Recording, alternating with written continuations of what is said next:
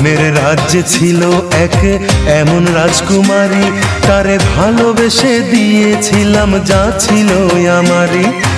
আমার বুকে মাথা রেখে বলতো মনের কথা, ভাগ করিয়া নিতাম দুজন দুঃখ কষ্ট ব্যথা। আমি শুধু ছিলাম যে তার প্রেমেরই পূজারি, তার ভালোবাসা করলো আমায় পথেরই ভিখারি। তার কত ভালোবাসি জানে না রে জগৎবাসী, জানে অন্তর্যামী। যখন তোমার কেউ ছিল না তখন ছিলাম আমি।